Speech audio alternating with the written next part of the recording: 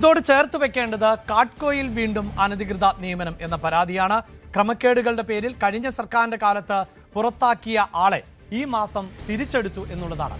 നടപടി ആവശ്യപ്പെട്ട മുഖ്യമന്ത്രിക്കും ഇത് സംബന്ധിച്ച് പരാതി നൽകിയിട്ടുണ്ട്. നിയമന ഉത്തരവുകളോ രേഖകളോ ഇല്ലാത്ത അസാധാരണ നിയമന രീതിയാണ് പൊതുമേഖലാ സ്ഥാപനമായ കേരള ആർട്ടിസാൻസ് ഡെവലപ്മെന്റ് കോർപ്പറേഷനിലേത്. ഔട്ട്സോഴ്സിംഗ് എന്ന ഓമന പേരിലാണ് അനധികൃത നിയമനങ്ങൾ. ക്രമക്കേടുകൾ കണ്ടെത്തിയതിനെ തുടർന്ന് കഴിഞ്ഞ സർക്കാരിന്റെ കാലത്ത് പുറത്താക്കപ്പെട്ട ജീവനക്കാരിയെ ജൂലൈയിൽ വീണ്ടും നിയമിച്ചു. മുഖ്യമന്ത്രിയുടെ ശുപാർശയുടെ അടിസ്ഥാനത്തിലാണ് നിയമനമെന്ന് ഇവർ അവകാശപ്പെടുന്നെന്നും മുഖ്യമന്ത്രിക്ക് ലഭിച്ച പരാതിയിൽ പറയുന്നു.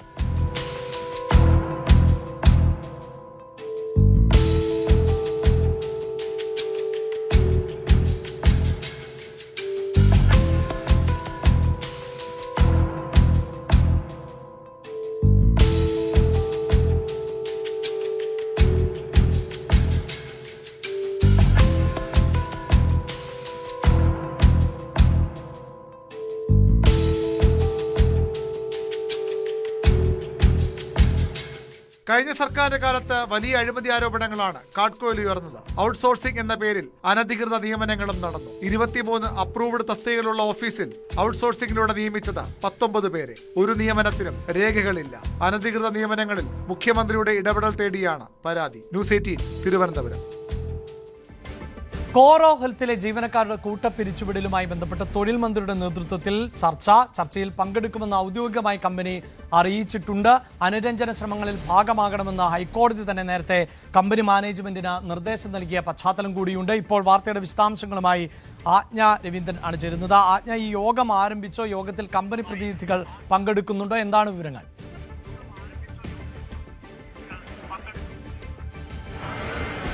അഭിലാഷ, യോഗം ആരംഭിച്ചു. ഇപ്പോൾ അല്പം മുൻപാണ് മിനിസ്റ്റർ ഹൈബിയുടെ MP, അതുപോലെ MLA Uma Thomas, labour commissioner Safna തുടങ്ങിയ ആളുകൾ, അതുപോലെ ജീവനക്കാരുടെ പ്രതിനിധികൾ തുടങ്ങിയവരൊക്കെ അകത്തേക്ക് പോയിട്ടുണ്ട്. ലീഗൽ അഡ്വൈസറാണ് കമ്പനിയുടെ ഭാഗത്തുനിന്ന് ചർച്ചയിൽ പങ്കെടുക്കുക.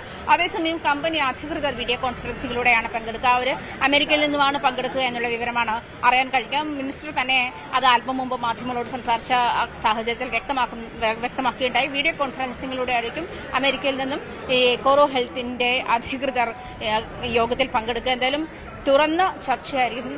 തുറന്ന മനസ്സോടെ സർക്കാർ ചർച്ചയെ സ്വാഗതം ചെയ്യുന്നു. ആ ഒരു തരത്തിലാണ് കാണുന്നത് എന്നുള്ളതാണ് മിനിസ്റ്റർ വ്യക്തമാക്കിയിരിക്കുന്നത്. എന്തായാലും ഇവരുടെ പ്രശ്നങ്ങൾ പരിഹരിക്കുക, അതിനുള്ള പ്രശ്നങ്ങൾ പരിഹരിക്കാനുള്ള നടപടിക്രമങ്ങളായിരിക്കും ചർച്ച ചെയ്യുക. അത് ഏത് തരത്തിൽ രമ്യമായി പരിഹരിക്കാം തുടങ്ങിയ കാര്യങ്ങളായിരിക്കും ചർച്ചയിലുണ്ടാവുക. ഈ 800ഓളം ജീവനക്കാരെ പിരിച്ചുവിട്ട നടപടി അത് നിയമവിരുദ്ധമാണ് എന്നുള്ള കാര്യം സംസ്ഥാന സർക്കാർ നേരത്തെ തന്നെ വ്യക്തമാക്കിയിരുന്നതാണ്. അത്തരമൊരു നടപടിക്രമങ്ങളിലേക്ക് പോകുമ്പോൾ പാലിക്കേണ്ടുന്ന മിനിമം സാഹചര്യങ്ങളോ അല്ലെങ്കിൽ മിനിമം കാര്യങ്ങളോ കമ്പനി പാലിച്ചിട്ടില്ല എന്നുള്ള കാര്യത്തിലും നേരത്തെ സർക്കാർ അതിൽ വ്യക്തത നൽകിയിട്ടുള്ളതാണ്. എന്തായാലും നിലവിൽ ചർച്ച തുടങ്ങിയിട്ടുണ്ട്. അല്പം മുമ്പ് തൊഴിൽ മന്ത്രിയുടെ നേതൃത്വത്തിലാണ് ചർച്ച തുടങ്ങിയിട്ടുള്ളത്. എന്തായാലും അല്പസമയത്തിനുള്ളിൽ, അതായത് ഈ ചർച്ചയുടെ ഒരു അപ്ഡേഷൻസ് അല്പസമയത്തിനുള്ളിൽ ലഭിക്കുമെന്നാണ് മനസ്സിലാക്കാൻ കഴിയുന്നത്. എന്തായാലും എറണാകുളം കളക്ട്രേറ്റിലാണ് നിലവിൽ ചർച്ച തുടങ്ങിയിട്ടുള്ളത്. നേരത്തെ തന്നെ മിനിസ്റ്റർ സ്ഥലത്തെത്തിയിരുന്നു.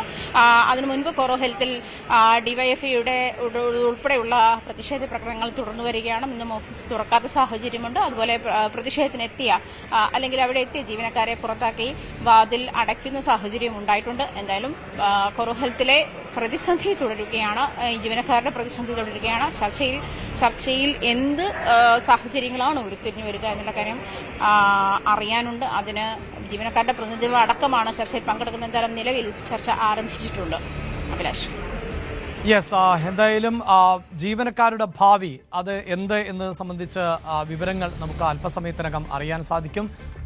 വളരെ പ്രധാനപ്പെട്ട യോഗം തന്നെയാണ് ഇപ്പോൾ നടക്കുന്നത്. കോടതി തന്നെ ഈ വിഷയത്തിൽ മാനേജ്മെന്റിന് നിർദ്ദേശം നൽകിയിരുന്നു. ചർച്ച ചെയ്ത് ഈ വിഷയം പരിഹരിക്കണം എന്നത്. 100 കണക്കിന് ജീവനക്കാരുടെ ഭാവിയെ അനിശ്ചിതത്വത്തിലാക്കിക്കൊണ്ടായിരുന്നു ഈ കൂട്ടപ്പിരിച്ചുവിടി ഉണ്ടായിട്ടുള്ളത്. അതുകൊണ്ട് തന്നെയാണ് സർക്കാർ സംവിധാനം വളരെ പെട്ടെന്ന് ഇടപെടുകയും അങ്ങനെ ചർച്ചയിലേക്ക് പോവുകയും ചെയ്യുന്നത്. തൊഴിലാളി സംഘടനകൾ ഉൾപ്പെടെ ഈ വിഷയത്തിൽ ഇടപെടുകയും ചെയ്തിരുന്നു.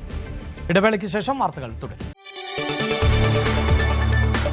കൂടുതൽ വാർത്തകൾക്ക് news 18 Keralam YouTube channel subscribe ചെയ്യുക.